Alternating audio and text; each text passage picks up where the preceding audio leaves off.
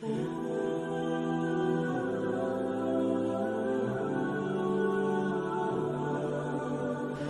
hari kita belajar di kampus yang penuh warna. Ada banyak perbedaan, mulai dari cara berpikir sampai cara beragama. Dan justru di ruang-ruang itu, aku sering teringat satu ajaran Islam, bahwa keberagaman adalah tanda kebesaran Allah Subhanahu wa Ta'ala.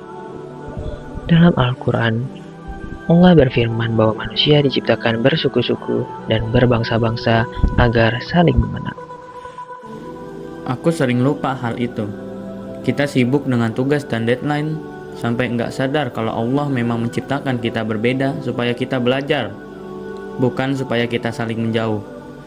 Kalau dipikir lagi, perbedaan itu bukan ancaman. Perbedaan itu cara Allah mengajarkan kita toleransi.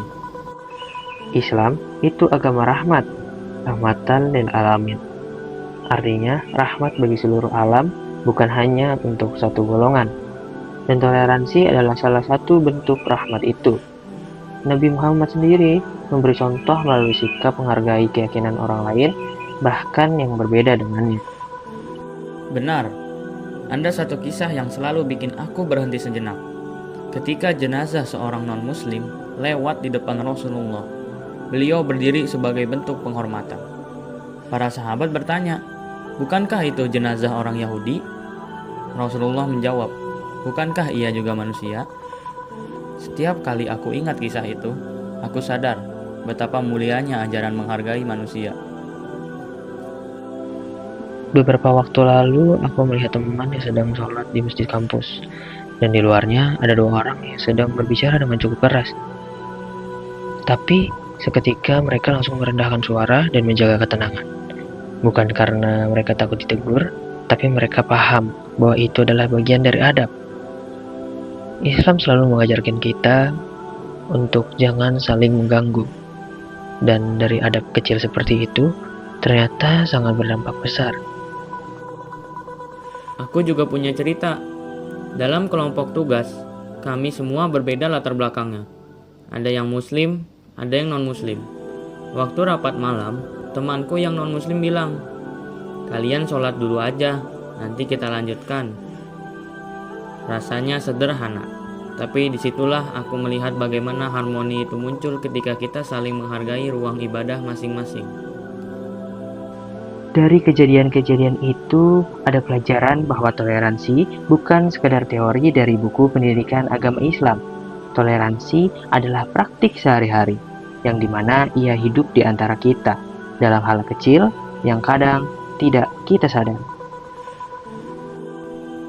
Harmoni itu bukan berarti semuanya harus sama. Islam tidak pernah meminta kita menyeragamkan keyakinan orang lain. Yang diminta justru menjaga akhlak, menjaga lisan, menjaga sikap. Dan harmoni itu lahir ketika perbedaan tidak lagi dijadikan alasan untuk menjauhi atau mencurigai.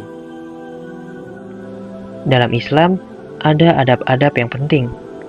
Menghormati tetangga, menghormati tamu, menghormati orang tua, sampai menghormati sesama manusia. Itu semua membentuk fondasi harmoni sosial. Saat kita memperlakukan orang lain dengan baik, kita bukan hanya sedang mengikuti budaya, tetapi sedang menjalankan perintah Allah Subhanahu wa Ta'ala, karena akhlak yang baik adalah bagian dari ibadah. Rasanya, kalau semua orang memahami ajaran Islam tentang toleransi, dunia akan jauh lebih tenang. Karena inti ajaran Islam bukan sekedar perintah-perintah ritual, tapi bagaimana kita menjaga hubungan dengan sesama. Beragama itu bukan hanya tentang hubungan kita dengan Allah, tetapi juga dengan manusia.